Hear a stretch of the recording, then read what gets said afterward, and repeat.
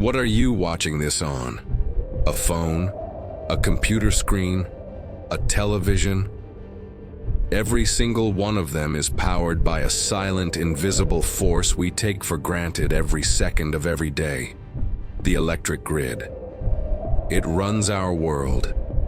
It pumps our water, keeps our food from spoiling, heats our homes, and connects us to everyone and everything we know. But that grid is fragile, and if it goes down for good, it will take modern civilization with it.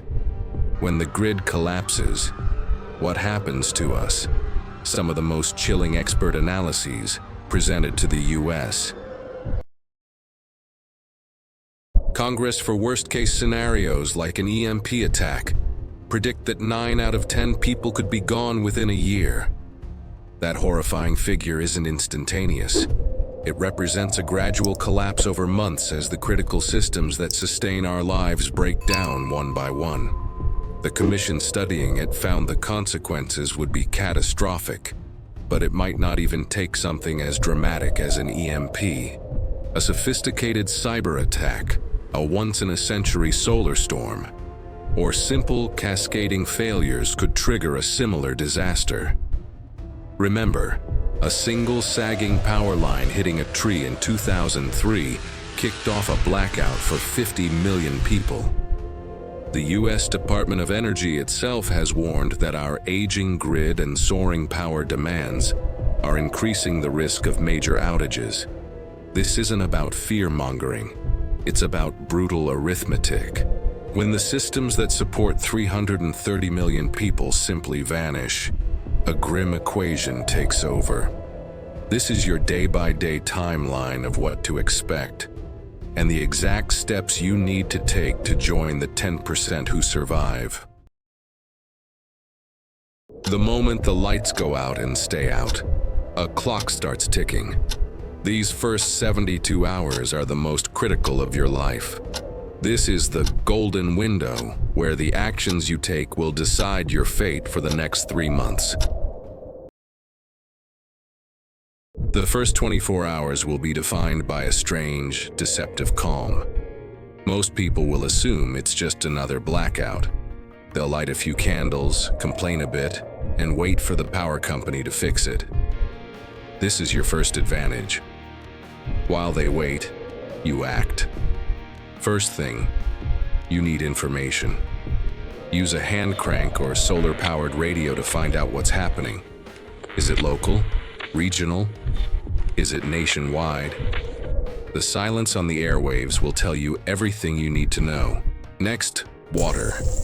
Immediately fill every bathtub, sink, and container you have. Municipal water systems run on electric pumps.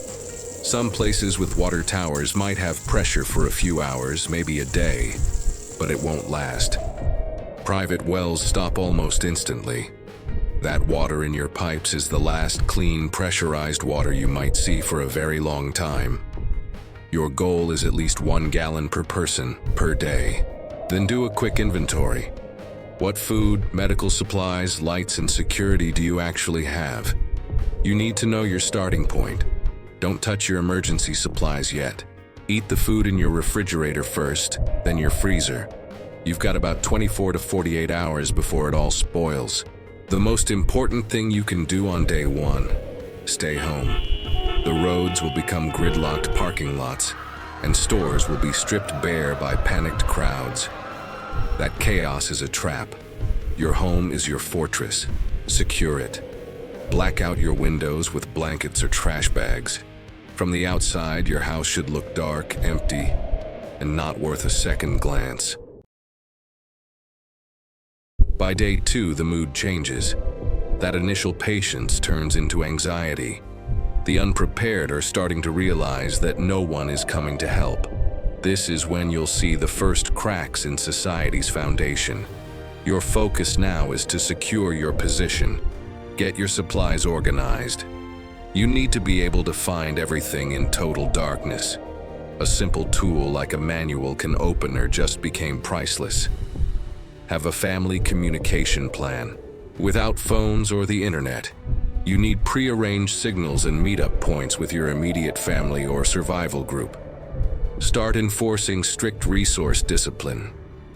Go to sleep when the sun goes down and wake when it rises to save fuel for light. Every battery, every drop of gas, every calorie is now precious. Don't run a loud generator. It's like putting up a giant neon sign that says, "I have supplies." If you absolutely must use one, run it sparingly and during the day, when the noise might be mistaken for something else. Hygiene becomes a matter of life and death. Without running water, sanitation systems fail. Disease will become a silent killer. Set up a designated area for waste and have a plan to manage it. With heavy-duty bags, buckets, and lime or sawdust. You have to bury waste far from your water source. By the end of 72 hours, the world outside is a different planet.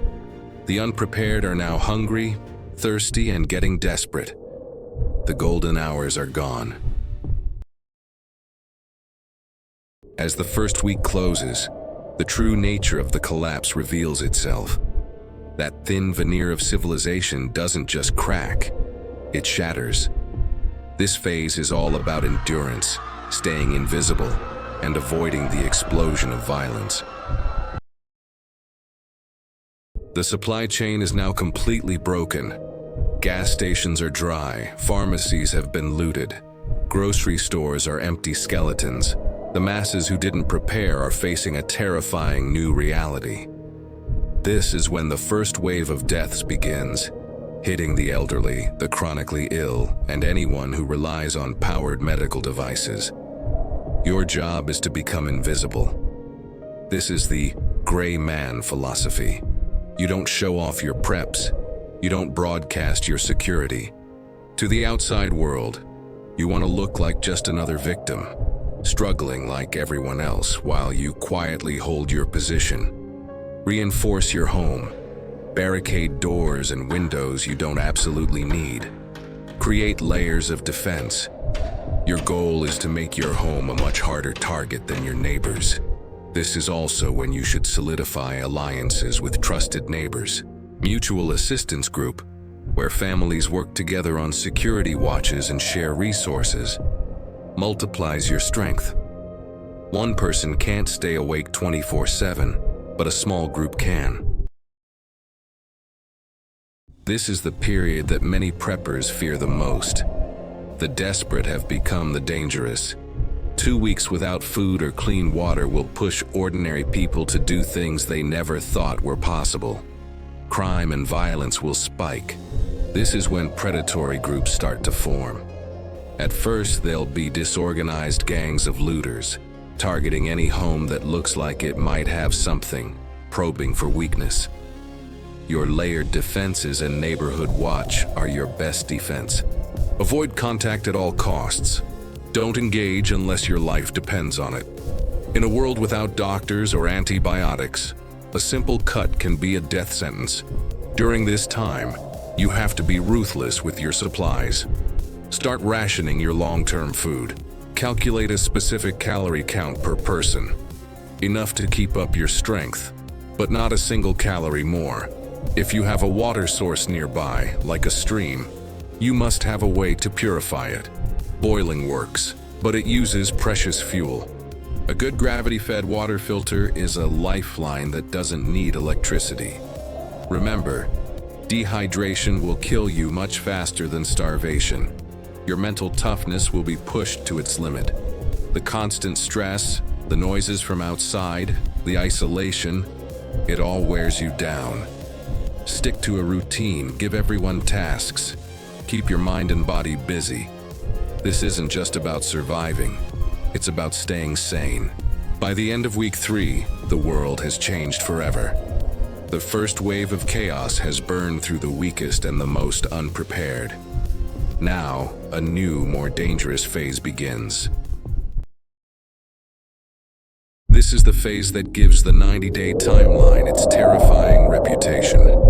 It's when the cascading failures of our infrastructure lead to a catastrophic spike in mortality. This is is where the mathematical reality of the collapse hits home. It isn't one disaster. It's a dozen of them all hitting at once. The main cause of death in this period isn't violence. It's disease and starvation. With sanitation systems gone for a month, water sources become heavily contaminated. Diseases like cholera and dysentery will rip through the population. These are easily treatable today, but without clean water and medicine, they are devastatingly lethal. This is why your water purification plan isn't a suggestion. It's the foundation of your survival. Those who survived the first few weeks on scavenged junk food are now facing real starvation. The body can only go about 3 weeks without food. Around week 4, mass starvation begins. Think about real-world examples from much shorter outages. The 2021 Texas winter storm, which lasted just a few days, led to an estimated 800 excess deaths, far more than the official count. After Hurricane Maria hit Puerto Rico, the official death toll was eventually raised from $64 to nearly $3,000 as the long-term effects of a broken system were tallied. Now, imagine that scenario happening nationwide, with no hope of outside aid stretching on for months. This is when, according to those speculative congressional models, the death rate could climb toward that horrifying 90% figure. Your priority has to be health and hygiene. Keep your living space spotless. Isolate anyone who gets sick. Stretch your food supplies by supplementing them. If you know how, this is when you start carefully foraging for wild edibles. If you started a small hidden garden, it might be giving you its first precious harvest. By the end of the second month, the world is a much quieter, emptier place. The speculative models suggest that by this point, the vast majority of the unprepared are gone. The constant sound of sirens has stopped. The random, chaotic violence has died down because there are fewer people and fewer resources left to fight over. The survivors are a different breed. They are either the well-prepared, the ruthlessly violent, or the incredibly lucky. The threats you face are now more calculated. Organized gangs, having established their power, may start sweeping areas for resources systematically. They aren't just looters anymore. They're the new, brutal form of authority. Your strategy has to shift from pure defense to sustainable security. Long-term food production is everything now. Your garden isn't a hobby, it's a lifeline. Skills like saving seeds, composting, and controlling pests are now more valuable than gold. Hunting or trapping can provide critical protein, but also brings the risk of running into other, more dangerous survivors. This is a time of incredible psychological strain. The isolation is immense. The grief for the world you lost is a heavy weight. Maintaining morale and a sense of purpose is a daily fight. This is why having a community, even a tiny one, is so important. Humans aren't meant to survive alone. If you have made it to day 90, you are in the 10%. You survived the initial shock, the great unraveling, and the great die-off. But survival isn't a finish line. It's a process that never ends. Life from here on out is defined by a completely new set of rules. The world is broken into small pockets of survivors living in fortified communities, on isolated homesteads, or in nomadic groups. The overwhelming chaos has been replaced by chronic, long-term challenges. The main concerns are now replenishment and sustainability. Your 90-day food supply is running out. You must have a working system to produce more food than you eat. That means successful gardening, raising animals, hunting, or all of the above. Skills are the new currency. A person who can fix tools, treat sickness, or purify water is essential to any community. Security is still a constant worry, but the threat has changed. It's no longer random looters, but but organized groups with scouts and strategies. Defending one spot requires a community. That mutual assistance group you started in week 1 must now become a true settlement. You need walls, lookouts, and a clear plan for defense. Trade and barter might begin to pop up between trusted groups, using things like ammunition, medicine, salt, and alcohol as currency. More than anything else, making it to day 90 is about your mindset. The survivors are the ones who replaced panic with a plan, despair with discipline, and fear with focus. They are adaptable. They understand that no plan is perfect and can improvise when faced with new challenges. They are resilient. They have suffered immense loss and trauma, but found the strength to keep going and find a new purpose in this brutal new world. They are community builders. They know that trying to survive alone is a short-term game. Long-term survival, and maybe one day rebuilding, is a team sport. The 90-day mark isn't the end. It's the beginning of a new, difficult chapter for humanity. The grid may have died, but the 10% who remain are carrying the embers of the future. Let's be clear about where we are. What you've just heard isn't a hypothetical model or a future warning. It's a real-time breakdown unfolding around us right now. A nationwide blackout wasn't supposed to happen like this, but it did.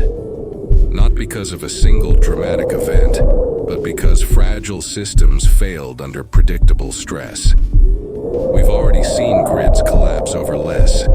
A tree branch shut down the Northeast in 2003. Cold weather crippled Texas.